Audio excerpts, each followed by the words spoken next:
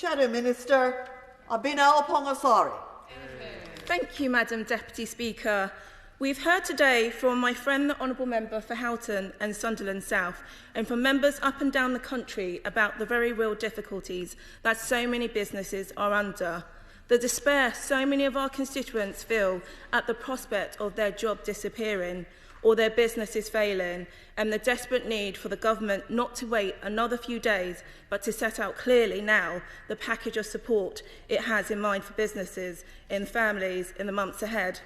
I want to begin by thanking members for speaking very passionately in this debate. Many members shared heartfelt stories about the issues facing businesses and individuals during this COVID pandemic.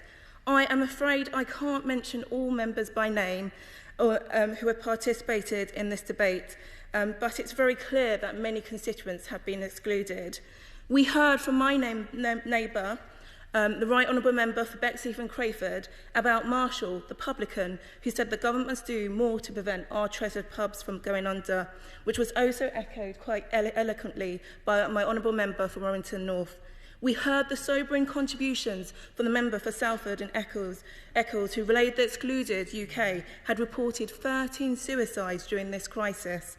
I am sure I speak for all members when I send our sincerest thoughts and prayers to all those families that have been impacted by such a tragic and life-changing loss.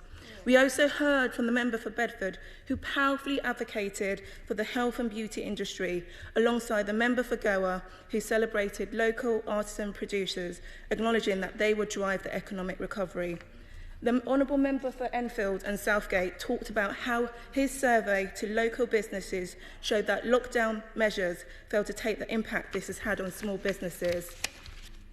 And what all these interventions have in common is that the need for the government to ensure that we on this side of this House have called time and time again that the economic support goes hand in hand with restrictions in place on public health grounds.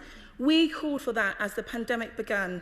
We called for that month in and month out last year, and we call for it now as we have a clear hope that the expectation that the restrictions will soon be over.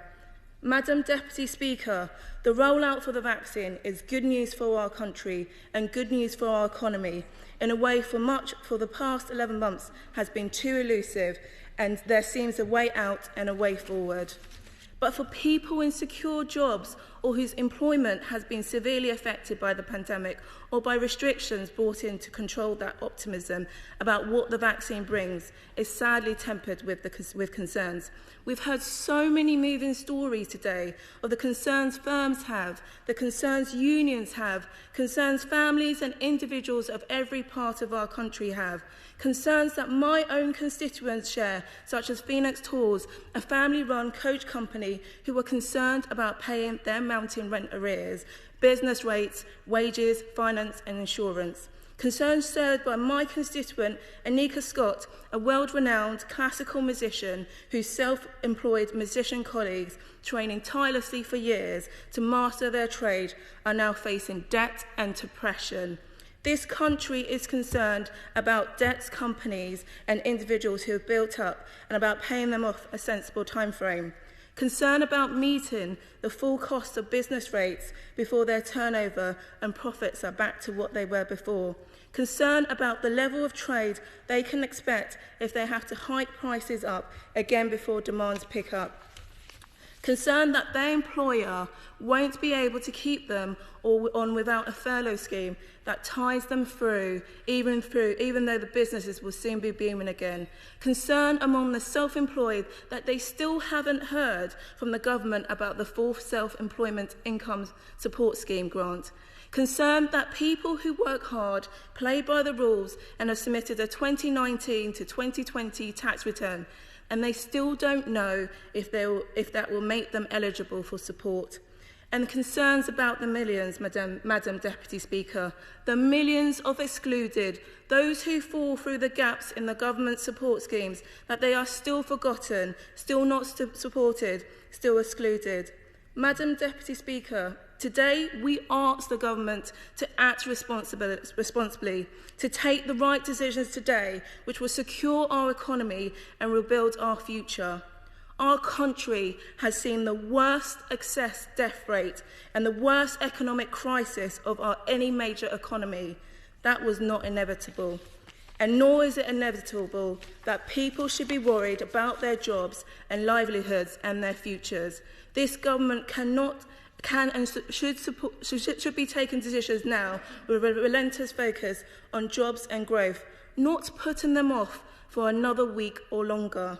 These are the decisions that the Chancellor should have been taken, and be prepared to go on taking. And the failure to take them is itself a decision, and a decision that the Chancellor should be here defending today. It is a pleasure to see the Minister in his place today, but this crisis was not made on Victoria Street, but on Great George Street. It is extraordinary that the Chancellor is not here today. In closing, I ask the government again to remember that not every individual has savings, not every business has reserves, not every family has more than one earner, not everyone can wait for the Chancellor to come to Parliament, and it's past time for the Chancellor and the Treasury to rise to this challenge, to set out a clear package for economic support for businesses and families driven, as the Prime Minister might say, by data, not dates, and to recognise that every day of delay causes more affordable hardship of people in all our constituencies. He must do the right thing now, which is act now. Thank you, Madam Deputy Speaker.